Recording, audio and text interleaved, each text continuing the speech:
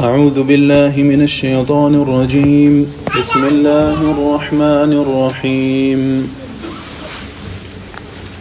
صراط الذين أنعمت عليهم غير المغضوب عليهم ولا الضالين. Surah Fatiha. Inshallah, today we will plan to finish. There are many things that we have skipped and many things we have said it with a lot of pace. However, the entire Quran is in front of us. Inshallah, we'll spend as much time as we can with this Quran. Inshallah, we'll be able to absorb many things. From one of these things that we discussed was that Allah subhanahu wa ta'ala mentions Himself with the ni'mah that Allah has given to these people. Sirat al-ladhina an'amta alayhim, whom you have favored. So the word, Allah subhanahu wa ta'ala has been put in the same sentence with the ni'mah, with the blessing, the favor that Allah subhanahu wa ta'ala has done on these people. It has many benefits. But of those benefits is, like Allah subhanahu wa ta'ala will mention things and then add His name to it. When His name is added to anything, it gives it a high status, it gives it azma. For example, in one of the places in Quran, Allah subhanahu wa ta'ala says, Narullah, the fire of Allah, meaning it is not some sort of ordinary fire, it is the fire of Allah. Similarly, Allah subhanahu wa ta'ala mentions in different places, Nasrullah, the victory, the help of Allah subhanahu wa ta'ala. So it is not some ordinary help, it is massive. Similarly, Allah subhanahu wa ta'ala in other places will say, Naqatallah, the camel of Allah. It is not some ordinary camel, it is the camel that Allah subhanahu wa ta'ala gave to one of the Prophet as a miracle. So it is not some ordinary camel that you're going to deal with them the way you want to deal. This is something special. Similarly, when Allah subhanahu wa ta'ala here add His name, An'amta alayhim, He has been added to this segment. It's not some sort of easy thing. It's not some ordinary hidayah that we're talking about here. Ihdina as-sirat al-mustaqim, sirat al-ladhina an'amta alayhim. Meaning this is something huge. This is something massive. Once you have it, no matter what people say about it and how they look down upon you, you don't have something small. You have something huge. You have something amazing, something massive. No matter what people say in the schools, no matter what people say in the colleges, no matter how people look at you in your workplace, when you pray your salah, when you look Muslim, do not worry about their opinions. You have this hidayah, you have this Quran, you have this Sirat al-Mustaqim, you have this deen of Allah subhanahu, which is massive. So this is what has been signified in here. Another thing to add to this, in this entire surah from Sirat al-Ladhina an'amta alayhim till the end, nearly half of the surah, Allah subhanahu wa ta'ala is talking about Sirat al-Mustaqim basically. This has been explained. Allah subhanahu wa ta'ala talks about from one angle to another angle. And to understand this, you see, when you love something, when you appreciate something, when your heart is attached to something and someone asks about it, for example, someone asks about one of your favorite football player, then what you're going to be talking about, your entire day will like, yeah, wait there, let me sit properly. And then you're going to start talking, or maybe if a taxi driver, someone asks about Afghanistan, yeah, and they are really interested. You will say it has green mountains and green trees and you can't get fed up with the amazing water and this and this and this. You will be talking about it, because you really appreciate, you have a deep connection to that. Now Allah subhanahu wa ta'ala prolonged this Sirat al-Mustaqim, Sirat al-Ladhina an'amta alayhim, all this is talking about this Sirat al-Mustaqim, talking about this Tawheed, talking about this Quran. Meaning this has a special place with Allah subhanahu wa ta'ala. If you want to have any special place with Allah, you need to have special place for this Sirat al-Mustaqim in your life. So this is how important it is. Now the last ayah, which is last portion of the ayah, غَيْرِ الْمَغْضُوبِ عَلَيْهِمْ وَلَا الضَّالِينَ, not the path, nor that path who has earned the anger, nor those who have gone astray. So who are these people? Al-Maghdub. We have said this, that those who have earned the anger.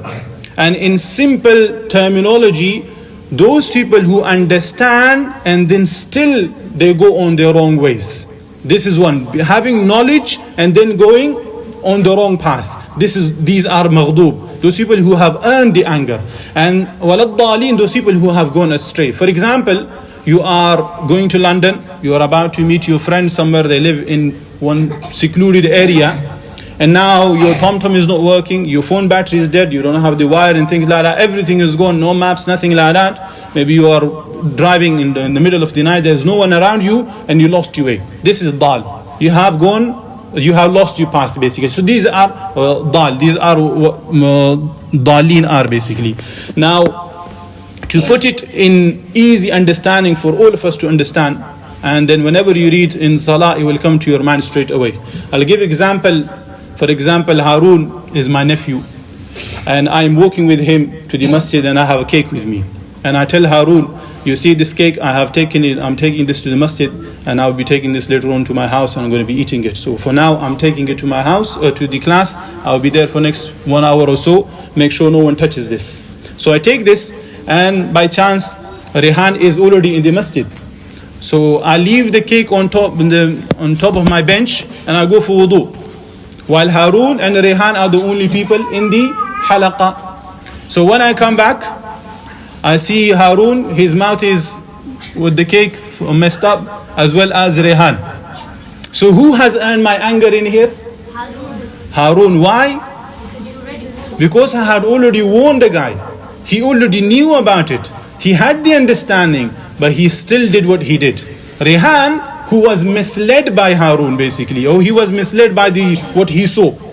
So the one who has earned the anger are those people who have the knowledge, those who understand. That's why in the hadith, which is not authentic, not that authentic, but however the ulama mentioned again and again, that maghdub are those Yahud, because they had the knowledge of the book, they had the understanding, but they still went astray. And waladdaleen are the Christians, because of the intensity of love, they gone astray, because they gave the, like we even read this in the Quran just now, قُلْ يَا أَهْلِ الْكِتَابِ لَا تَغُلُوا فِي دِينِكُمْ. They did ghulu. They crossed their limit for the Isa alayhi salam. Instead of taking him as a prophet, they said he is too beloved to Allah, so he is so closer that he is the son of Allah, na'udhu billah. So this is basically what they are. Now, of course, we understand that we cannot be from al-dalin, that when we have knowledge and we throw it away. We cannot be that. Also, it is also a slap on those people's faces who say, if I don't know about it, Allah is not going to ask me any question about it. So I'm not going to go to learn any knowledges. And here Allah tells you clearly, وَلَضَّالِينَ, no وَلَمُضَلِّينَ, those who have been astray, those people, وَلَضَّالِينَ, who chose the wrong path, who chose to be astray. Meaning the knowledges were around them, the books are around them, YouTube, social media, they are full of knowledges, everything surrounding us. Nearly every masajid have some sort of places of knowledge that you can absorb, but you still ignore, you still carry on. Then for you is the same. Allah does not appreciate these people. That these people are not on sirat al-mustaqim. These people are not beloved to Allah subhanahu wa ta'ala. Lastly, of course, we have skipped many things, but we will just sum it up entirely. Because when Allah subhanahu wa ta'ala speaks, He does not speak without any order. He has a beautiful connection. It has beautiful coherence. There are many, but we'll just mention one. We're talking about the knowledge in here. So the first portion of the Fatiha is Alhamdulillah Rabbil Alameen Ar-Rahman Ar-Rahim Malik Yawmiddin. This is all about knowledge, all about us understanding who Allah subhanahu wa ta'ala is. After we have the knowledge, we say Iyyaka na'budu, oh Allah, we're going to worship you and we're going to ask your assistance only. This is what's happening in here.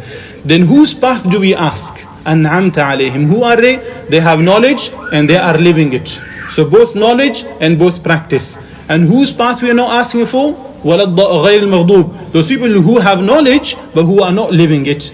And then وَلَضَّالِينَ, not of those people who have no knowledge but they're following all sorts of whims and desires. The example of these you can understand.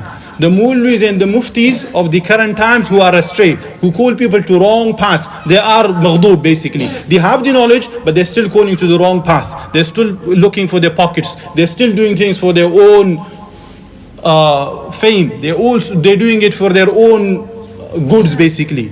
These are basically maghdub. And waladdalin are those people who follow whatever the Mulvi say, whatever they hear on the Mufti, on the thing, and they just take that path. That's it. They're not gonna go anywhere else. Even if you give them Quran, even if you give them Sunnah, this is what Quran is saying, this is what Sunnah is saying, they'll still throw it away. Because my Mulvi has said whatever he has said, that's it. This is my way. These are waladdalin basically. And there are many groups out there that we can narrate and we can link to this. Because Allah did not mention not the part of Yahud, neither the part of Nasara. Allah mentioned a group of people, whoever has these traits, they are waladdaleen. Whoever has these traits, they are maghdub. And whoever has the positive and the amazing traits that Allah subhanahu wa ta'ala mentioned, which is Iyyaka na'budu wa Iyyaka nasta'een, meaning they only turn to Allah, they only seek His assistance, they only worship Allah subhanahu wa ta'ala sincerely in every affair of theirs.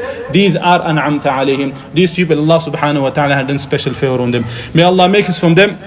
Inshallah, in the next lesson, we will start from Baqarah. And for that, those people who can, they have their phone with them, they should open with the Baqarah, then it will be more easier for you to follow. Wallahu alam, may Allah forgive your shortcomings and accept the goodness. Jazakallah khair.